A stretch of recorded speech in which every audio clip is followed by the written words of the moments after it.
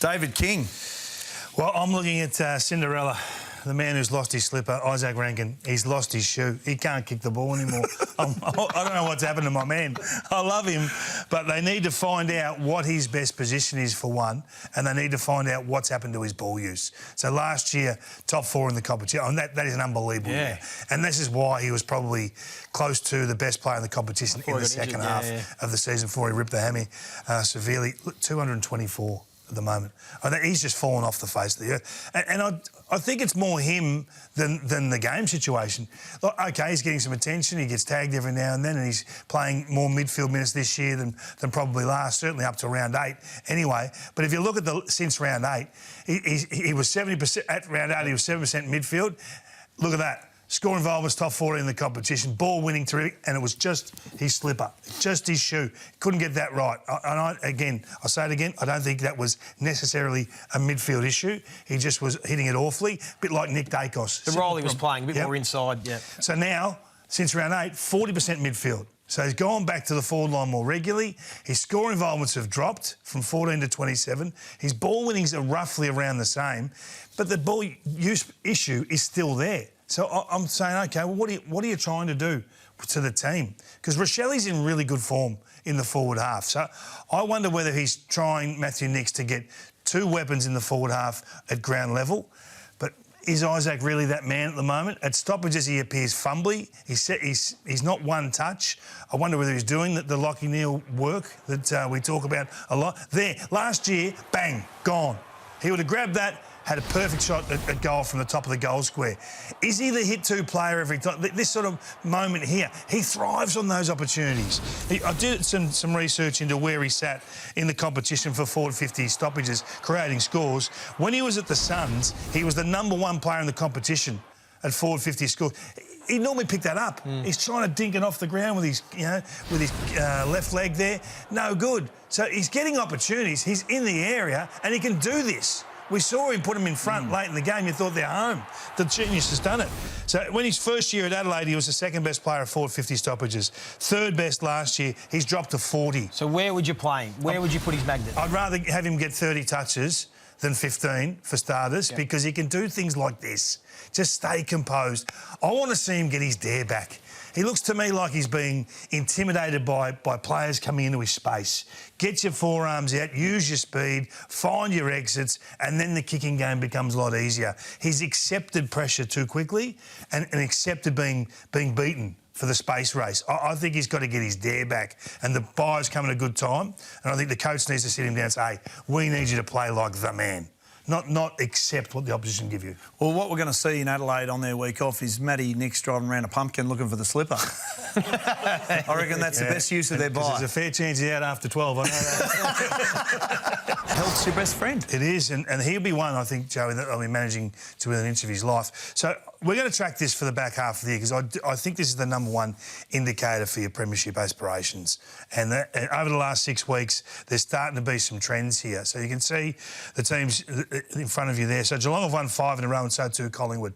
So Collingwood have played the 29 players, 16 have played each game. Cats have played 28 and only 15. So they're doing a little bit of managing in the run, those two teams. And have that luxury, given where they sit on the table. But I want to point out a couple. I think when you look at Fremantle, that's a fantastic profile. 19 have played all their last 6 games. They're getting some synergy. They're building a template together. Only 26 have spun through that 23, which is a real asset.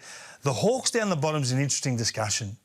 13 players have played all games, so it still feels a little bit clunky when you watch them. Maybe the last couple of weeks they've gathered, we don't really know, but they've used a hell of a lot of players. 32 players in the last 6 weeks. So too the Dogs.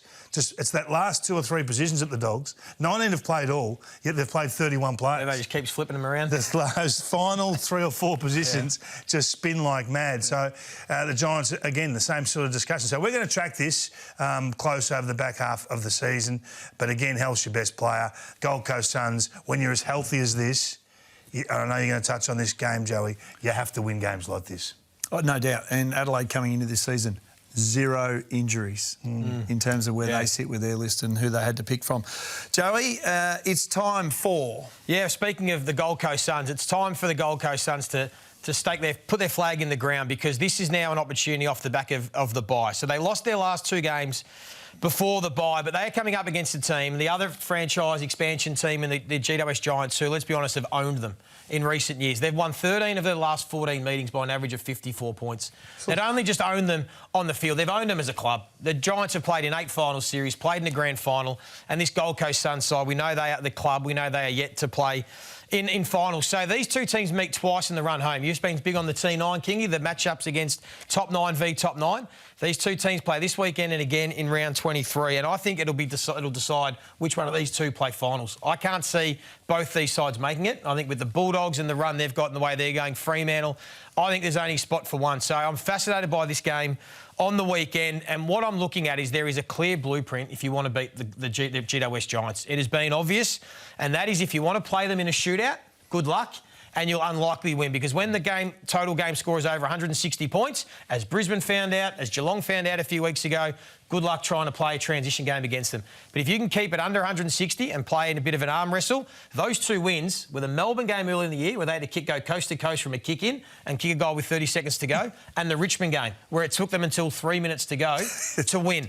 So you get your opportunity in an arm wrestle. So how do you do that against the Giants? Here are the numbers. It is a stoppage game. So you've got to get them into the ball-ups and throw-ins around the ground, because if you're playing a low stoppage game, so under 68 stoppages, so a transition game, they're 6-2. If you're playing a high stoppage game, as we said, they've only won 2 of the 6. One of them was against Melbourne. So that is the key. It is still a big Achilles heel for the GWS Giants, is that they give you liberties around the ground stoppages. Now, on the weekend, you showed some stuff with Tom Green. Their centre bounce stuff was awesome. Yeah, it kept them in it. But around the ground, they still just give the gun midfielders just too much time and space. So it's a real opportunity for Rao and Anderson and Touk Miller and these type of guys to really get to work.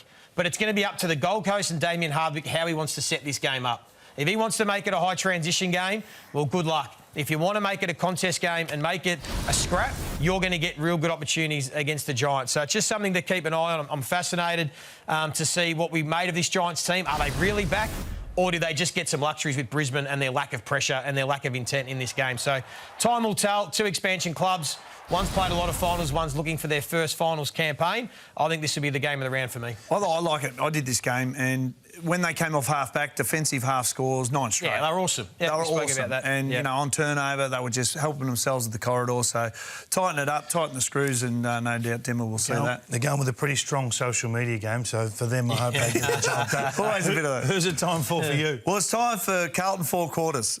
We saw last week 7 goals in the first quarter and then 5 for the rest of the game. So this stat, Joey, and you've got probably plenty up your sleeves too, Clingy, but second worst for second halves in the competition behind West Coast. So they're poor in the second half. I could go on and on. Time in front.